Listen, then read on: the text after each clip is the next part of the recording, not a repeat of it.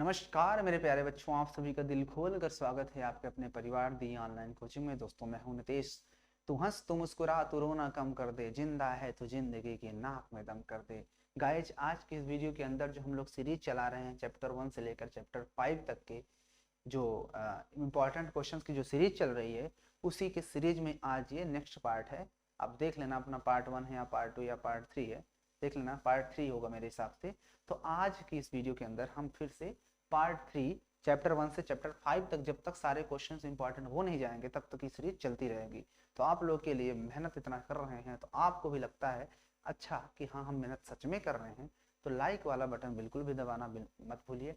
Channel पर नए हो तो सब्सक्राइब कर लो, बेल आइकन को प्रेस कर लो। और मैं हूं नितेश और आप देख रहे हैं दी ऑनलाइन कोचिंग।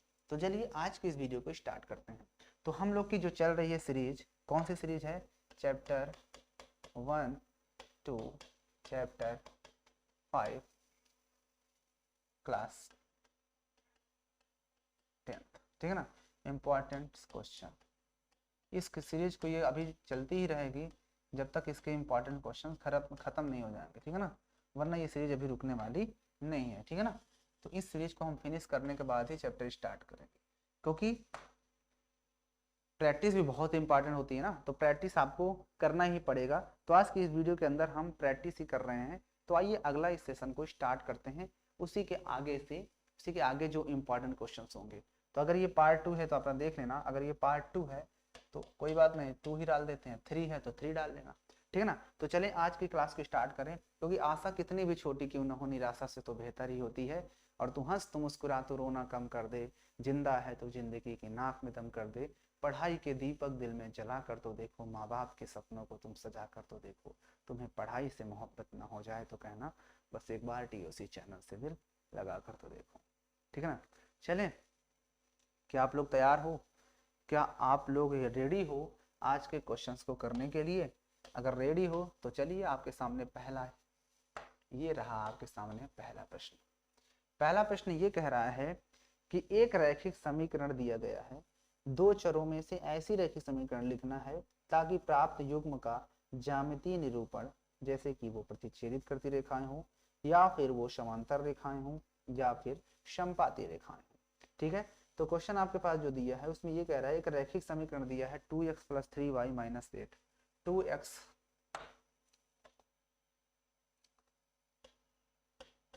+ 3y - 8 = 0। एक रैखिक समीकरण आपके पास दिया है 2x + 3y - 8 = 0। तो इसके लिए एक तो हमारे पास दिया हुआ है।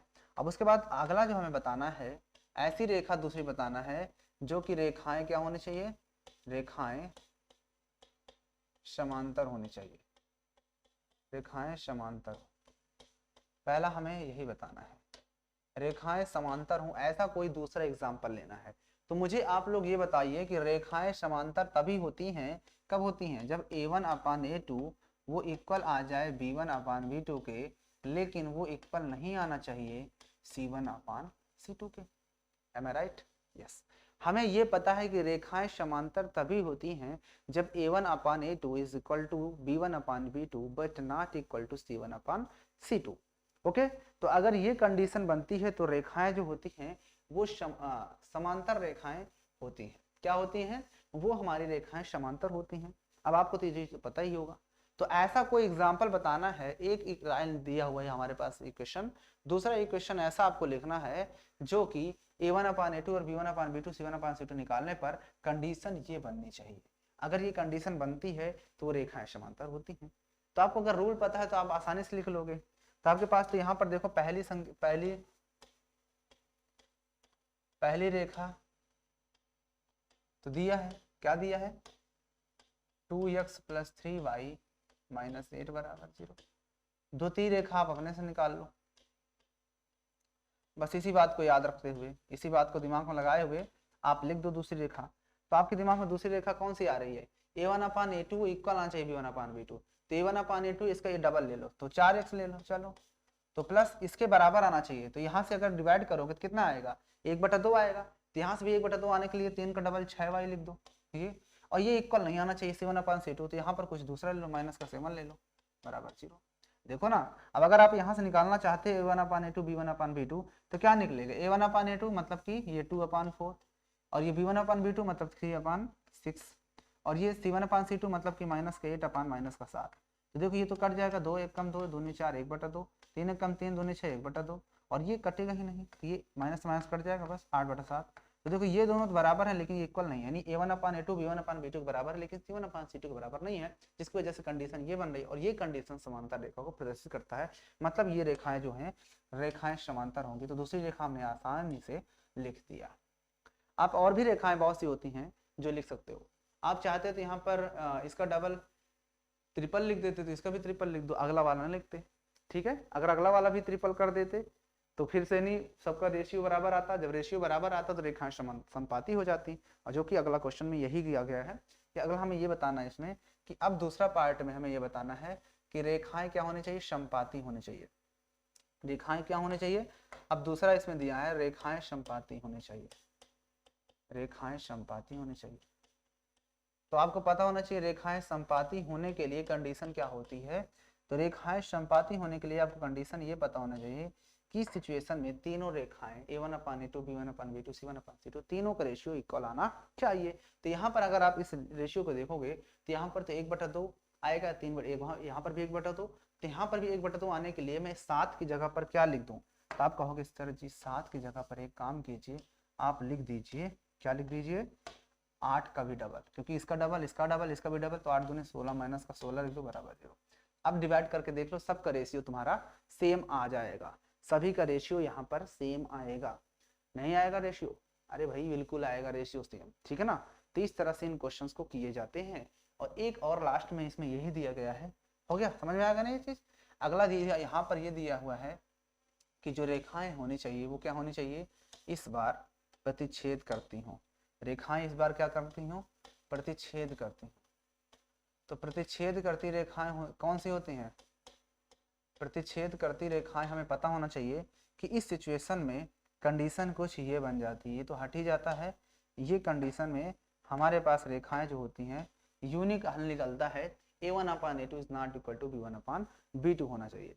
तो अगर a1/a2 is not equal to b1/b2 है तो ऐसा कोई इक्वेशन यहाँ पर बना दो। तो आपके दिमाग में आ रहा होगा कि यहाँ पर कुछ चेंज कर देते हैं, यहाँ पर दोनों की जगह पर, तो यहाँ पर कुछ और रख दो यहाँ पर 5y रख दो और माइनस का 2 बराबर 0 हो गया। देखो ना, अब यहाँ से 2/4 करोगे तो 1/2, यहाँ पर 3/5 कटेगा नहीं, 3/5 दोनों के रेशियो बराबर ही नहीं है, तो आगे हमें चेक करने की जरूरत ही नहीं पड़ती है, राइट। तो इसका मतलब ये जो रेखाएं हो जाएंगी ये द्वितीय रेखा जो हो जाएगी इसकी, ठीक है ना। तो उसमें यही दिया था कि एक समीकरण तो दिया था, तो दूसरा हमें समीकरण युग्म बताना था जिसमें रेखाएं समपाती होनी चाहिए, रेखाएं हमारी प्रतिच्छेदित करती हुई होनी चाहिए और रेखाएं हमारी समांतर होनी चाहिए, जो कि हमने तीनों को आपको बता दिया, ठीक है ना। तो चलिए अगला क्वेश्चन पे आइए, अगला प्रश्न पे चलते हैं, अगला प्रश्न करने की कोशिश करते हैं। मैं तुझे छोड़ के कहाँ जाऊंगा,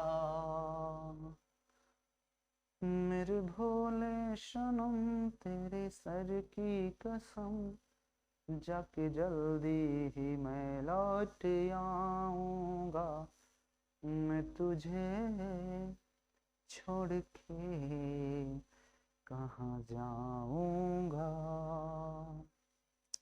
दिया हुआ है 7x - 15y, दिया है 7x - 15y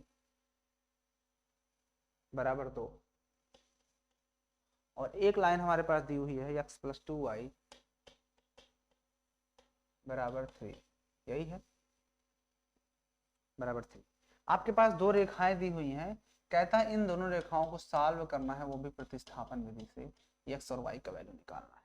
बहुत ही आसान है, मैंने आपको बताया था कि जब भी प्रतिस्थापन विधि हो तो किसी एक से x या y का वैल्यू निकाल कर दूसरे वाले में रख दो।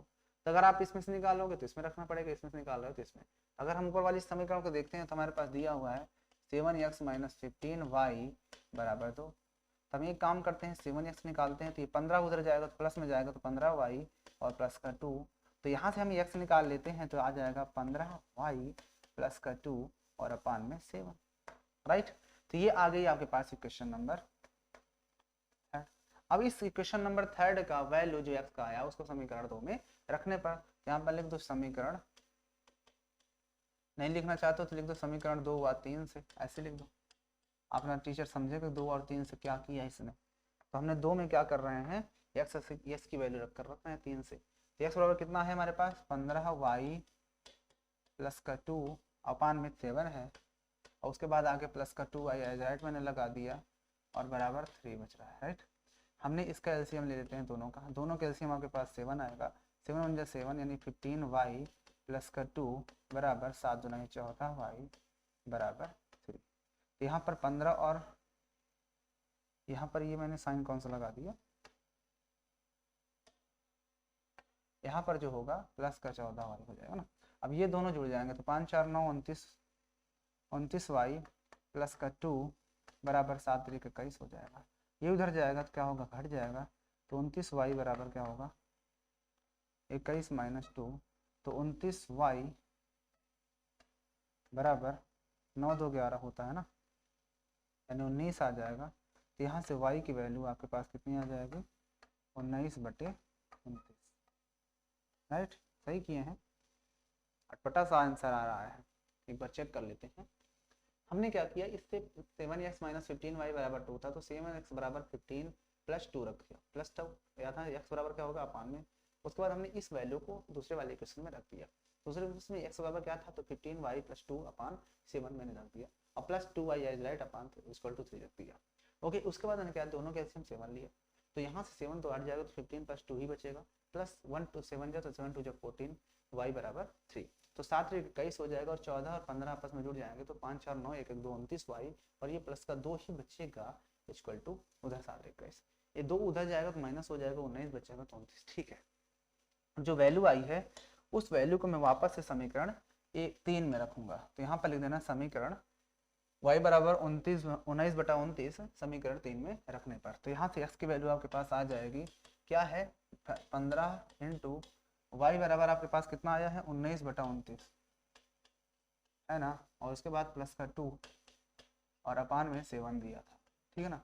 तो यहाँ से 15 नहीं में 135 होता है ना, तो 15 नहीं में 135 हो गया, 13 हासिल आया, और 15 कम 15 15 10 25 और 25 3 28 राइट, और अपान में ये 2 29 होगा, और ये प्लस का 2 और अपान में 1 कर लो, पूरे कैल्शियम पूरे का 7 है अपान, इन दोनों कैल्शियम ऊपर वाले का मैंने 29 ले लिया, ठीक है ना।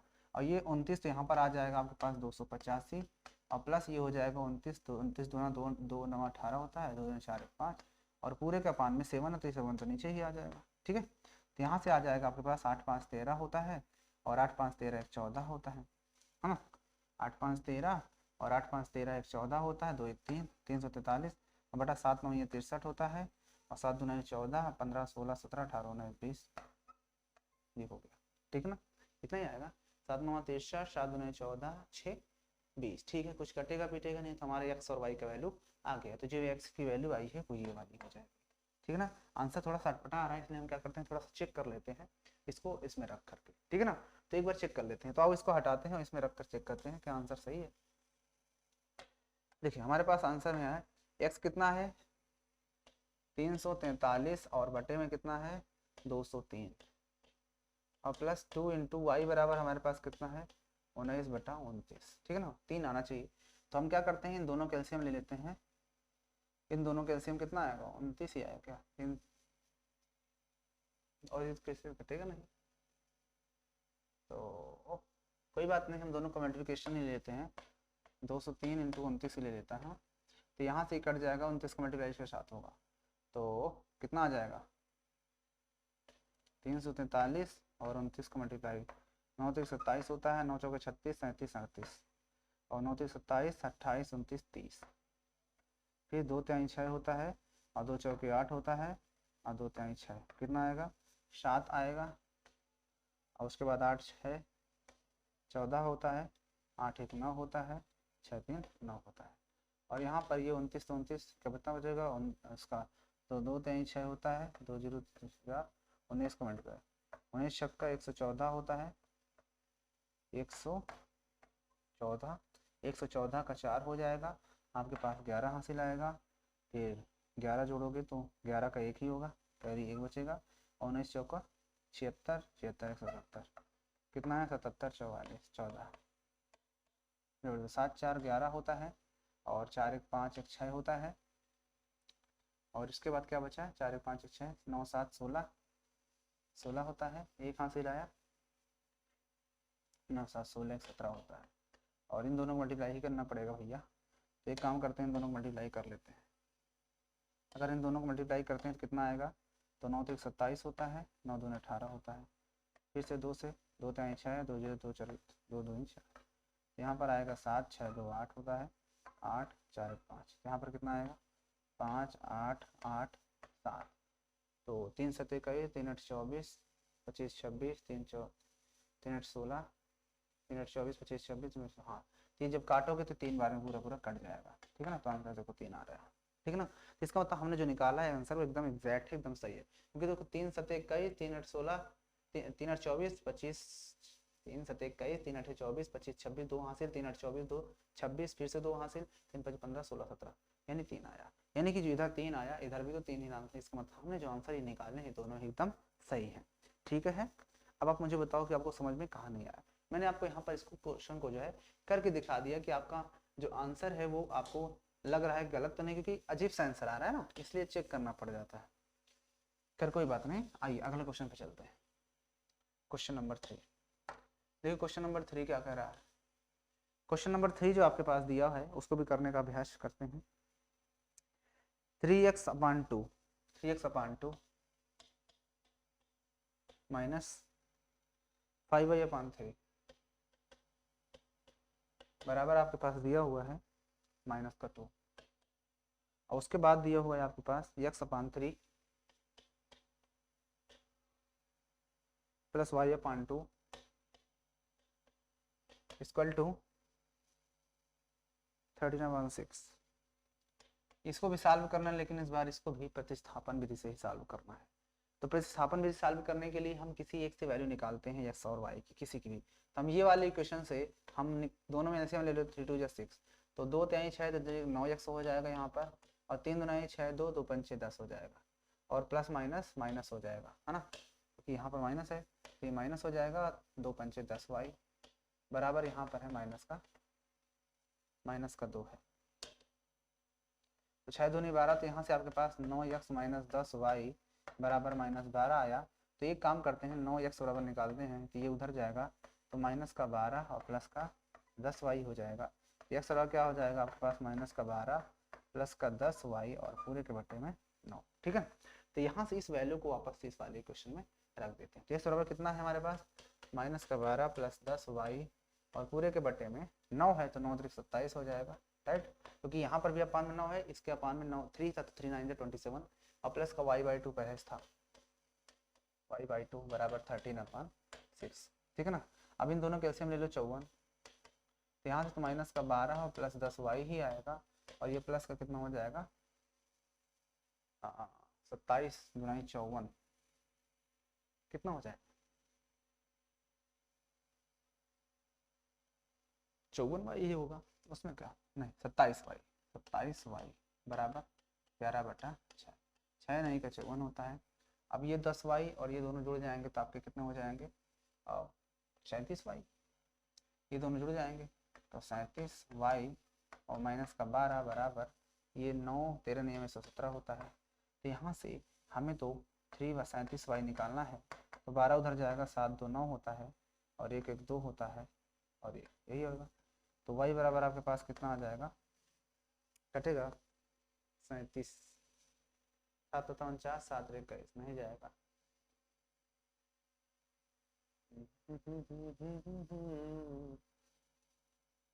वैल्यू सही निकाले भैया, हमने इसको -5/3 दोनों कैल्शियम 6 लिया, तो 2 3 जा 6 होता है, 3 3 जा 9x प्लस 5 2 जा 10y बराबर माइनस का 2। तो यहाँ पर ये 6 दूनी 12 माइनस का 12, और यहाँ से 9x माइनस 2y, तो 9x बराबर क्या होगा माइनस का 10, तो -12 प्लस 10y अपॉन 9। तो यहाँ पर हमने रख दिया x की जगह पे -12 plus 10y upon 9 9 3 27 plus y/2 बराबर 13। ठीक सही, क्योंकि दोनों कैल्शियम 27 गुना 54 ही होगा। 27 2, अरे भैया यहाँ पे थोड़ा गड़बड़ की है, इस लाइन को थोड़ा गड़बड़ की है, यहाँ से पूरा हटा ही देता हूँ, इसमें को हटा ही देता हूँ पूरा। देखो ध्यान से, यहाँ से इन दोनों के एलसीएम 54 तो होगा, लेकिन 27 दूना होता है 2, तो 2 का मल्टीप्लाई यहाँ पर भी होगा ना, 24 आएगा, और यहाँ पर 2 दहा में 20 वाई हो जाएगा, और ये माइनस का कितना होगा 27 वाई बराबर कितना आएगा 11/6। 6 नहीं का 54 हो गया, और इसके बाद ये 27 24 तो कोई मतलब ही नहीं है, ये दोनों आपस में ये प्लस है जुड़ जाएंगे, 47 वाई हो जाएगा, और ये माइनस का 24 जो बच रहा है, और ये साथ में 13 नहीं 117 हो जाएगा, ये उधर जाएगा तो 47 वाई जुड़ जाएगा, तो 7 4 11 होता है, 1 1 7 4 11 2 1 3 4 होता है, और 1 होता है, तो वाई बराबर आपके पास कितना हो जाएगा, 3 बार में पूरा पूरा कट जाएगा, तो वाई की वैल्यू आ गई आपके पास 3। जैसे ही आपने वाई निकाल लिया तो वाई की वैल्यू को किसी भी इक्वेशन में रख दो, तो हम पहले वाले दूसरे बार नहीं यहाँ पर होंगे इस वाले इक्वेशन, तो इसमें आप रखते हो तो एक्स बराबर कितना था आपके पास, तो एक्स बराबर आप रख दो माइनस का 12 प्लस 10 इंटू वाई बराबर 3 और अपान में 9, तो यहाँ से आ जाएगा माइनस का 12 प्लस का 30/9, तो घटाओगे तो 18/9, 9 दूनी 18, मतलब आपके पास एक्स की वैल्यू 2 आ गई। ठीक है, आया बात समझ में? क्या क्वेश्चन आपको समझ में आया या फिर अभी नहीं समझ में आया? अगर समझ में आ गया तो कोई बात नहीं, नहीं समझ में आया तो आप लोग बताइए कमेंट करके। क्वेश्चंस बहुत ही आसान है, बस थोड़ा थोड़ा दिमाग लगाने की आवश्यकता है। ठीक है, चलिए बढ़े अगले क्वेश्चन पे। आइए नेक्स्ट क्वेश्चन में पढ़ते हैं और अगला क्वेश्चन करने का भरपूर प्रयास करते हैं। न जाने एक निगाह में क्या ले गया कोई आया। आइए क्वेश्चन नंबर 4 पे चलते हैं। दो संपूरक कोणों में बड़ा कोण छोटे कोण से 18 डिग्री अधिक है, उन्हें ज्ञात कीजिए। कहता है दो संपूरक कोण है, उनमें बड़ा कोण छोटे कोण से 18 डिग्री अधिक है। तो पहली बात तो यहाँ पर एक वर्ड आया है संपूरक। ये संपूरक का मतलब क्या होता है? संपूरक कोण किसे कहते हैं बता सकते हो? आपको पता होना चाहिए, एक सी होता है और एक एस होता है। एक होता है आपका क्या बोलते हैं इसको, देखो मेरे को याद नहीं आ रहा, एक सी फर कितना क्या होता है, पूरक कोण होता है, एक पूरक कोण होता है। हाँ, सप्लीमेंट्री होता है और ये कॉम्प्लीमेंट्री होता है। सप्लीमेंट्री मतलब संपूरक, कॉम्प्लीमेंट्री मतलब पूरक। ठीक है ना? तो संपूरक कोण याद रखना कि हमेशा दो कोण होते हैं, और जो संपूरक कोण होते हैं उन दोनों कोणों का योग हमेशा याद रखना कि 180 के बराबर होता है। ये बात आपको दिमाग में बैठा देना। कभी भी जो भी हमारे संपूरक कोण होंगे उनके हमेशा दोनों जितने भी हमारे पास कोण होंगे उसके 2 हो 3 हो, वैसे 2 ही कोण होते हैं। तो संपूरक कोण दोनों जो होते हैं एक दूसरे के संपूरक तभी होंगे जब उनके दोनों कोणों का योग 180 के बराबर होगा। ठीक है, जैसे मैं कह देता हूँ एक हमारे पास 40 है, एक हमारे पास 40 अंश है, जिसका दूसरा संपूरक कोण कितना होगा? जाहिर सी बात है 140 होना पड़ेगा, तभी दोनों का सम 180 के बराबर होगा। ठीक है ना? तो इस प्रश्न में यही कहा गया है कि दो संपूरक कोण है, उसमें से जो बड़ा कोण है वो छोटे वाले से 18 डिग्री अधिक है। तो कोई बात नहीं, हम मान लेते हैं पहला संपूरक कोण हम मान लेंगे इसमें, माना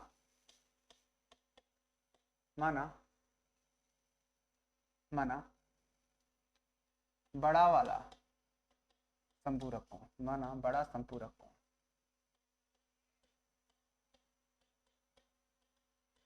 बराबर यक्स। छोटा संपूरक कोण मान लो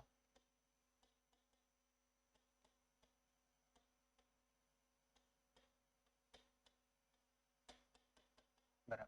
ठीक है, कोई दिक्कत यहाँ तक? अब उसमें हमको तो पता है ना, तो हम जानते हैं यहाँ पर दिस इंप्लाइज है लिखना कि x प्लस वाई बराबर 180 डिग्री होता है, क्योंकि संपूरक कोणों का योग, क्योंकि संपूरक कोणों का योग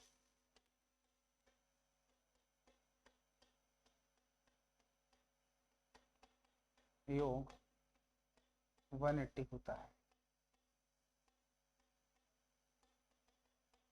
ठीक है, ओके। अब इसके बाद दूसरी शर्त के अनुसार उसने कहा था एंड तथा शर्तानुसार उसने कहा था कि जो छोटा कोण बड़ा कोण है वो छोटे कोण से 18 अधिक है, यानी ये जो है छोटा कोण से 18 अधिक है। नहीं समझ आया? उसने ये कहा था कि जो बड़ा कोण है, तो बड़ा कोण हमने इसको माना है वो छोटे से 18 अधिक है, यानी छोटा जितना भी होगा उसमें 18 जोड़ देंगे तो वो बड़ा कोण आ जाएगा। ठीक है ना, बात समझाई? तो इसको हम लिख सकते हैं x माइनस वाई बराबर 18। ठीक है ना, लिख सकते हैं इसको। तो यहाँ से x बराबर कितना आएगा, y को उधर भेज दो, तो 18 प्लस वाई, इक्वेशन नंबर इसको थर्ड डाल दो। अब इस वैल्यू को इसमें रख दो, क्योंकि हमें पता है ना कि x प्लस वाई बराबर इसमें दिया था 180 डिग्री, हम जानते भी हैं चीज़। तो x बराबर कितना है 18 प्लस वाई, तो 18 प्लस वाई मैंने कर दिया, प्लस वाई इसमें दिया ही था बराबर 180 बराबर। तो ये आपके पास हो जाएगा 2y, और 18 उधर जाएगा तो 180 से ये 18 माइनस हो जाएगा, तो 2y बराबर कितना हो जाएगा, 2y बराबर 10 में से 8 गया 2 आएगा, 7 में से 1 गया, 10 में से 8 गया 2, 7 में से 1 गया 6, 162। तो y बराबर आपके पास कितना हो जाएगा 2 8 16 2 कम 2, यानी y की जो वैल्यू रही होगी बड़ा कोण वो 81 रहा होगा। तो छोटा कोण निकाल लो, इसमें रख दो, x बराबर कितना हो जाएगा 18 प्लस y बराबर 81, x बराबर कितना हो जाएगा 8 1 9 8 1 9, क्या बात है 99 और 1 9 1 10 9 17 18, क्या बात है, इतने अच्छे अच्छे कोण आए, एक 99 आ रहा है एक 81 आ रहा है, ठीक ना। तो जो हमारे पास बड़ा कोण है वो 99 है डिग्री का है, और छोटा वाला कोण 81 डिग्री का है। देखो ना दोनों का योग 8 1 9 9 8 17 नहीं 9 1 10 9 8 17 18 180 आ रहा है, और देखो दूसरा कोण जो है दूसरे वाले से 18 अधिक है, एक दूसरे से 18 अधिक है, ठीक है। अब बताओ कहाँ पर समझ में नहीं आया ये क्वेश्चन, आ गया होगा समझ में। आइए क्वेश्चन नंबर 5 पे चलते हैं। जब कोई बात बिगड़ जाए या कोई मुश्किल पड़ जाए, तुम देना साथ मेरा वो हम नवा। कहता है 5 वर्ष पहले जैकब की आयु उसके पुत्र की आयु की 3 गुनी थी। प्रश्न को ध्यान सुना, कह रहा है कि 5 साल पहले जो जैकब की आयु थी वो उसके पुत्र की आयु की 3 गुनी थी। फिर कह रहा है कि 5 वर्ष पूर्व जैकब की आयु उसके पुत्र की आयु की 7 गुनी थी। फिर अब 5 वर्ष पूर्व की बात कर रहा है कि जो जैकब था अपनी पुत्री से 7 गुना था। तो बताओ उसकी वर्तमान आयु क्या है। तो मान लेते हैं जैकब की आयु, तो इस तरह क्वेश्चन मान लेते हैं ना, लिखेंगे माना जैकब की वर्तमान आयु, इस तरह क्वेश्चन में वर्तमान ही मानते हैं हमेशा, वर्तमान आयु बराबर x वर्ष। फिर यहाँ पर लिखेंगे जैकब के बेटे की आयु ना, पुत्र की आयु थी ना, हाँ तो बस पुत्र ही लिख दो और कोई दिक्कत नहीं, पुत्र ही लिख दो। पुत्र की वर्तमान आयु, पुत्र की वर्तमान आयु बराबर y वर्ष, ठीक है ना। अब इसके बाद आपको एक चीज ध्यान समझना है, यहाँ पर लिखेंगे प्रथम शर्तानुसार लिख लेना। क्या कहा था कि जैकब की आयु जो है कब 5 वर्ष बाद, 5 वर्ष बाद जो होगी जैकब की आयु, तो 5 वर्ष बाद जैकब कितने साल का हो जाएगा, अभी x का है तो 5 साल बाद x प्लस 5, और उसका बेटा जो है y साल का है तो 5 साल बाद y प्लस 5, क्योंकि कंपेयर दोनों के बीच किया जाता है, सेम चीजों के बीच किया जाता है। फिर कहता है क्या हो जाएगा, अपने पुत्र की आयु से 3 गुना हो जाएगा, यानी कि जो जैकब है वो 5 साल बाद अपने पुत्र की आयु का 3 गुना हो जाएगा। तो पुत्र ये है तो पुत्र जितना भी होगा उसका 3 गुना ये हो जाएगा उसका बाप। तो यहाँ पर आप ध्यान से देखोगे, यहाँ पर हो जाएगा x प्लस 5 बराबर 3y प्लस 3 5 जा 15। तो यहाँ से x माइनस का 3y और इसको उधर भेज दो तो 5 घटा दो उसमें 10 आ जाएगा, क्योंकि 3y इधर बुला लिए माइनस में आ जाएगा, 5 उधर जाएगा तो 15 से 10 घट 15 से 5 घट जाएगा 10 ही तो आएगा, ठीक है ना। तो यहाँ से x बराबर निकाल लो तो ये 10 और प्लस का 3y उधर चला जाएगा। तो इस क्वेश्चन नंबर इसको मान लो पहला, मानो कहाँ मान लो, ठीक है। अब उसके बाद द्वितीय शर्तानुसार निकालो, द्वितीय शर्तानुसार। तो द्वितीय शर्तानुसार उसमें क्या कहा है कि कब कब कब कब 5 वर्ष पूर्व, तब 5 वर्ष पहले की बात कर रहा है। तो अभी अगर वो x साल का है तो 5 साल पहले x माइनस 5 करा होगा, और उसका बेटा y माइनस 5 साल करा होगा। तो 5 साल पहले कह रहा है वो अपने पुत्र की आयु का 7 गुना था, तो पुत्र जितना भी था उसका 7 गुना था उसका बाप। तो यहाँ पर हो जाएगा x माइनस 5 बराबर 7y और माइनस का 7 5 35। तो x माइनस 7y बराबर ये 5 उधर जाएगा, ये 5 उधर जाएगा तो प्लस में जाएगा और इसमें से घट कर माइनस 30 आ जाएगा, राइट। कोई दिक्कत। अब x की वैल्यू कितनी है 10 माइनस 3y, तो मैं x बराबर रख देता हूँ इसमें कितना, x बराबर 10 प्लस 3y, तो मैं समीकरण 1 से इसमें वैल्यू भी रख देता हूँ। और इसके बाद ये माइनस का 7y था ही इधर, और बराबर उधर हमारे पास कितना है माइनस का 30, तो ये माइनस 30 रख दिया। ये दोनों क्या होंगे आपस में घट जाएंगे तो माइनस का 4y बचेगा, और ये उधर जाएगा तो उसमें क्या हो जाएगा जुड़ जाएगा तो माइनस का 40 हो जाएगा, राइट, क्योंकि माइनस में जाएगा। तो तो -30 और -10 -40, माइनस माइनस कैंसिल, 4 धाम में 40 होता है, तो y की वैल्यू आ गई 10, यानी उसका जो बेटवा था वो भैया कितने साल का था, 10 साल का। अब बाप की बात आती है, तो यहाँ पर हमने लिखा था क्या, ये x बराबर, तो हम जानते हैं ना x बराबर क्या था, 10 + 3y, तो 3y की वैल्यू अभी 10 निकाले, तो 10 × 3 10 40, x बराबर 40 वर्ष, यानी उसका बाप जो है वो कितने साल का था, इतना। तो यहाँ पर लिख देना, नीचे लिखना, अतः जैकब की वायु बराबर, जैकब की वायु बराबर x मतलब कि 40 वर्ष, तथा उसके बेटे पुत्र की आयु मतलब y मतलब कि 10 वर्ष। नीचे लिखना, यहाँ पर नहीं लिख देना जैसे मैं लिख दिया, आपको नीचे ये चीज लिखना जैकब की वर्तमान आयु बराबर 40 वर्ष और उसके पुत्र की वर्तमान आयु बराबर 10 वर्ष, ये ठीक है ना। अब आपको उत्तर की जांच भी करना हो तो कर सकते हो। कह रहा था कि जैकब अपने 5 साल बाद, तो 5 साल बाद वो 45 साल का हो जाएगा और इसका बेटा 15 साल का हो जाएगा, तो अब वो 3 गुना नहीं है, 15 × 45, 5 साल पहले की बात करते थे 35 होगा, और ये कितना होगा 5 होगा, तो अपने बेटे 7 गुना था, 35 से 5, 5 7 35, सिंपल है ना। इसका मतलब हमने जो आंसर निकाला वो एकदम से सही है।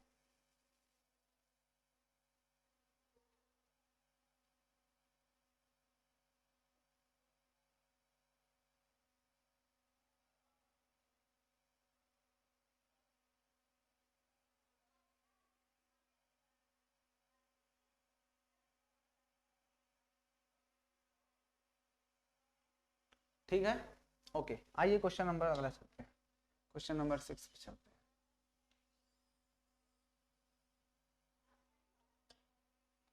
क्वेश्चन नंबर 6, देखिए क्वेश्चन नंबर 6 क्या कह रहा है, विलोपन विधि से हल कीजिए। विलोपन विधि से एक क्वेश्चन सॉल्व करना है, x/2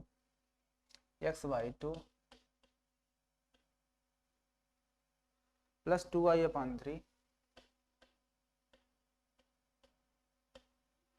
2i/3 बराबर 1। तो पहले तो इसको थोड़ा सा आसानी हम सॉल्व कर लेते हैं, दोनों के एलसीएम 6 आएगा, तो 3x हो जाएगा प्लस 3 2 2 2 4y हो जाएगा बराबर 1, मतलब कि ये आपका बनेगा 3x + 4y बराबर 6, ठीक है, ओके। उसके बाद अगला हमारे पास दिया था x - y/3, x - y/3 बराबर कितना दिया हुआ है, बराबर 3 दिया है, तो वही काम इसमें भी करना है, अपान 1 कर लो, दोनों कैल्शियम 3 ले लो, तो यहाँ पर आपके पास आ जाएगा 3x - y बराबर 3, तो यहाँ से आ जाएगा आपका 3x - y बराबर 9, ये हो जाएगा ये। अब इन दोनों इक्वेशन को ध्यान से देखो, समीकरण 1 व 2, तो इसको समीकरण 1 डाल दो, इसको समीकरण 2 डाल दो, तो यहाँ पर देखो ध्यान से कि 3x + 4y बराबर 6 है, और यहाँ से हमारे पास आया 3x - y बराबर 9। देखो साफ साफ दिख रहा है घटाने पर, क्योंकि एक को सेम करना होता है, तो जब यहाँ पे ऑलरेडी सेम ही है एक टर्म, क्योंकि हमें पता होना चाहिए कि जब विलोपन विधि किया जाता है तो x के गुणांक को या y के गुणांक को दोनों में सेम करना होता है, तो यहाँ पर ऑलरेडी जब x का गुणांक सेम है तो कुछ करने की जरूरत ही नहीं है, अगर सेम है तो सीधा सीधा घटा दो, तो घटाने पर ये साइन बदल जाएगा, क्योंकि हमें काटना होता है, कट जाएगा। अब ये सेम साइन हो गया तो 5y हो जाएगा, और इधर 9 6 15 हो जाएगा। नहीं नहीं नहीं नहीं, घट जाएगा, घट जाएगा तो माइनस का कितना आ जाएगा, ये -3 आ जाएगा, नहीं, और इधर ये क्या हो जाएगा,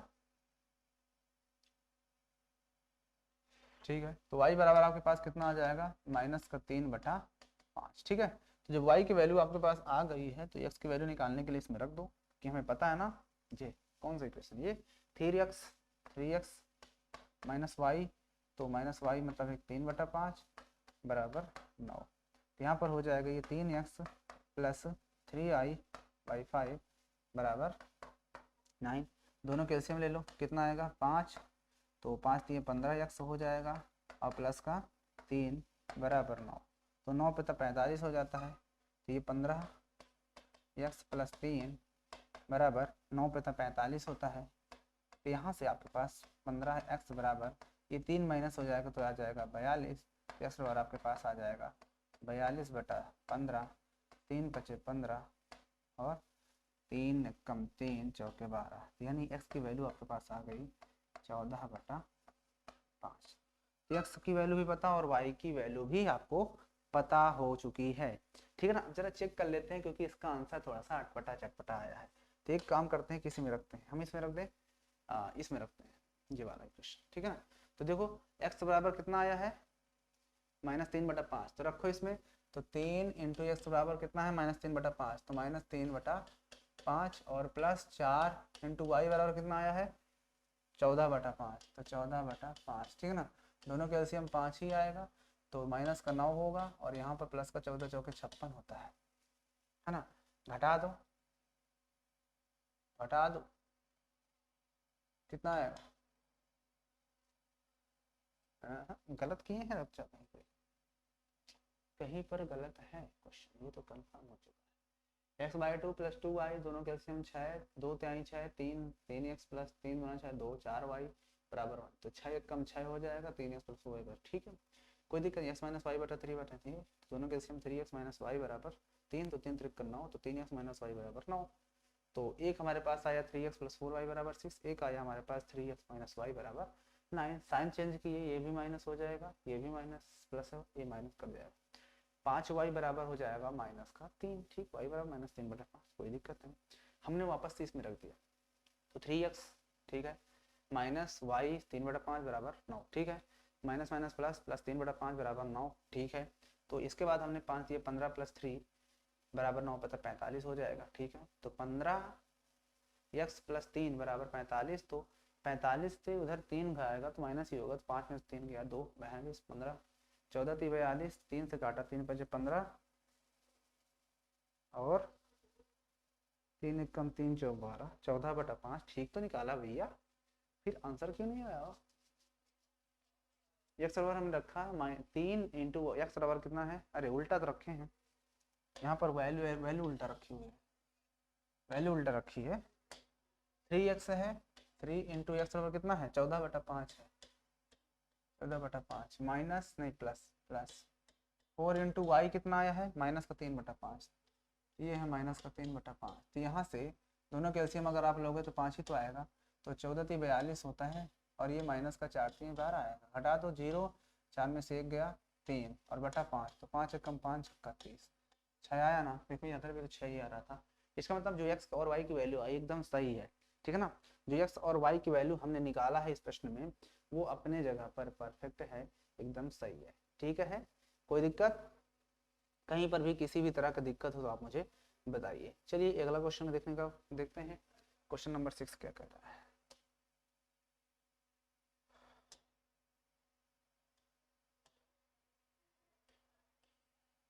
चलिए क्वेश्चन नंबर 6 देखते हैं, 6 ही था शायद, 7th होगा इस बार। चलिए,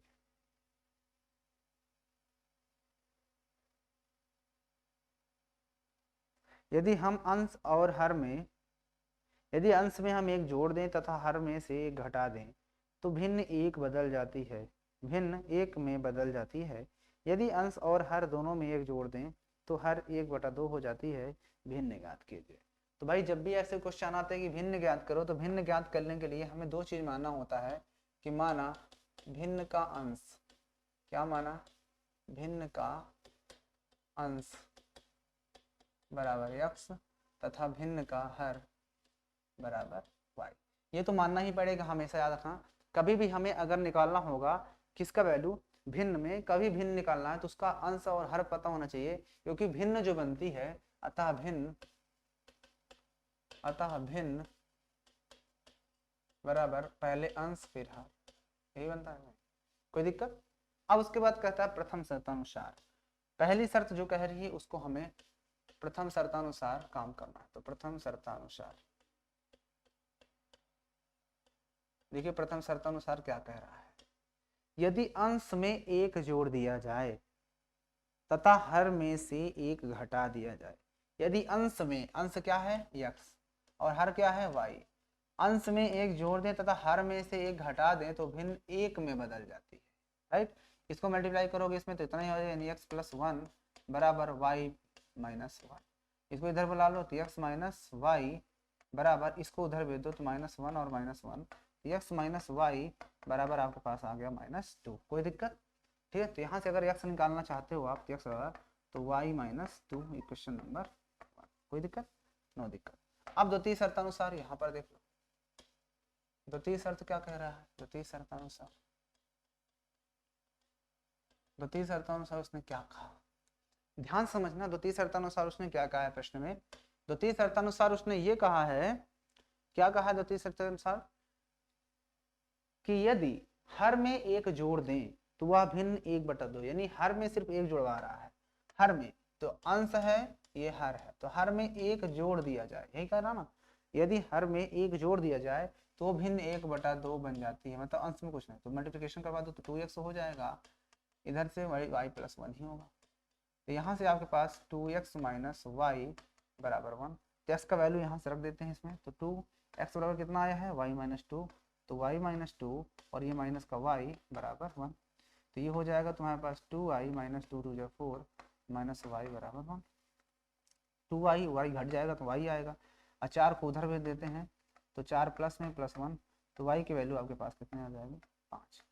जब y आ गया तो y निकलने के बाद आप x भी निकाल सकते हो, क्योंकि आपको पता है कि x बराबर क्या था, y - 2, तो x बराबर y कितना था, 5, तो -2, तो x बराबर कितना आ जाएगा, 3, तो भिन्न क्या हो जाएगी, भिन्न क्या होती है, अंश बटा हर, अंश था x मतलब 3 और हर है हमारा 5 मतलब y मतलब 5, ठीक है ना। तो आपके पास जो इस प्रश्न का आंसर है वो आपके सामने है 3/5। अब बताओ आपको इस प्रश्न में कहाँ पर दिक्कत है, कहाँ पर इसमें आपको दिक्कत हो रही है, आप ये बताओ।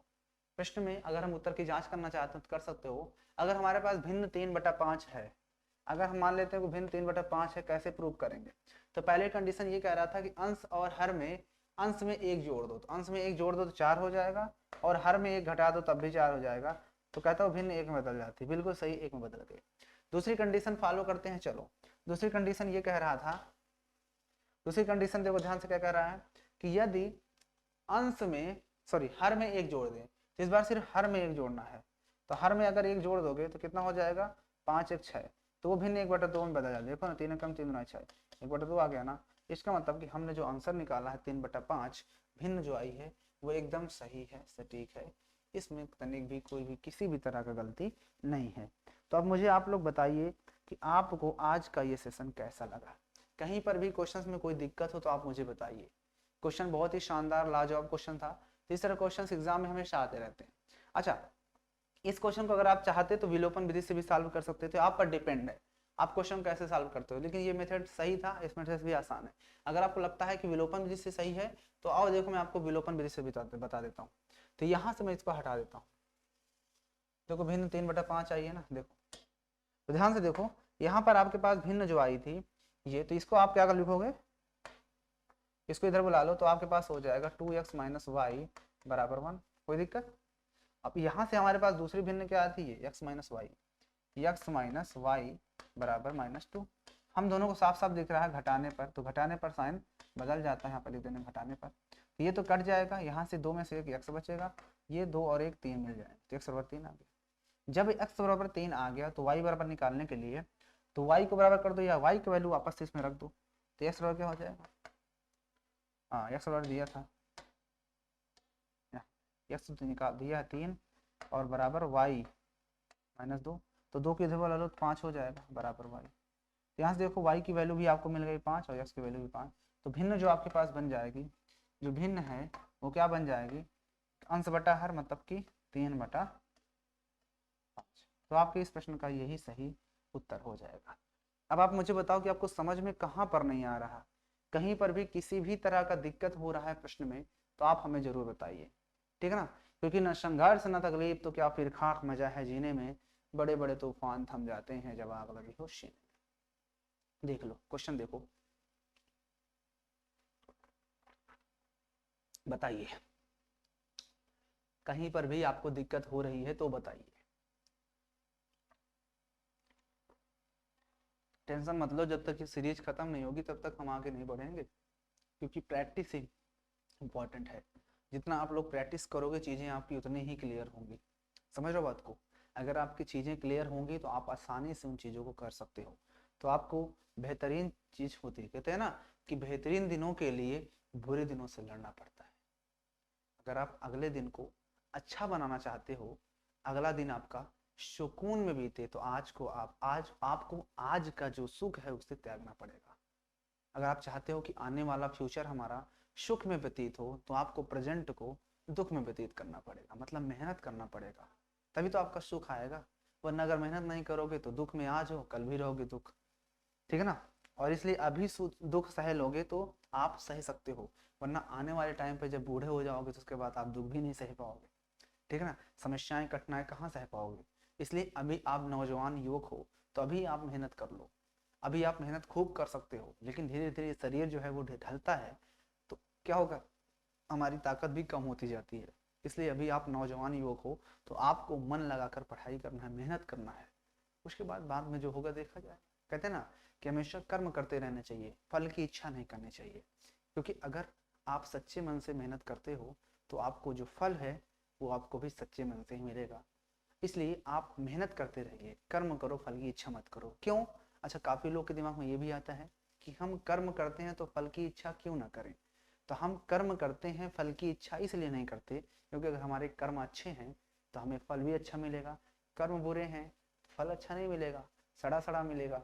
मतलब ये हुआ कि अगर आप कर्म कर रहे हो तो उसके बाद जो आपको फल मिलेगा वो ऊपर जो बैठा है ना, सबका मालिक सिर्फ एक ही है, वो ऊपर वाला, उसकी नज़र हम सब पर होती है, ठीक है ना। तो आप जिस हिसाब से कर्म करोगे ऊपर वाला आपको उसी तरह का फल देगा, ठीक है ना। इसीलिए आप कर्म करते रहो, फल की इच्छा मत करो, ठीक है ना। कर्म तो ऊपर देने वाला देख ही रहा है, किसको कब फल देना है, किसको किस तरह का फल देना है, वो आपको टाइम आने पर जरूर मिल जाएगा। तो आज की वीडियो को बच्चों हम यहीं पर क्या करते हैं, फिनिश करते हैं। वीडियो अच्छी लगी हो तो लाइक करना बिल्कुल मत भूलना, और जो वो लाइक वाला बटन होता है ना उसको बिल्कुल दबाना मत भूलो। चैनल पे नए हो तो सब्सक्राइब कर लो, बेल आइकन को प्रेस कर लो, ठीक है ना। क्योंकि आज की इस वीडियो को हम यहीं पर अब फिनिश करेंगे। और ये था आपका पार्ट 2। अगर ये पार्ट 2 रहा होगा तो अभी पार्ट 3 भी आएगा, अभी पार्ट 3 भी आएगा, ये कमिंग सून है, ठीक है ना। तो आप तैयार रहो पार्ट 3 के लिए, ठीक है ना। और वीडियो कैसी लगी आप लोग कमेंट करके जरूर बताइएगा। बाकी आपसे मिलते हैं नेक्स्ट वीडियो में, तब तक के लिए जय हिंद।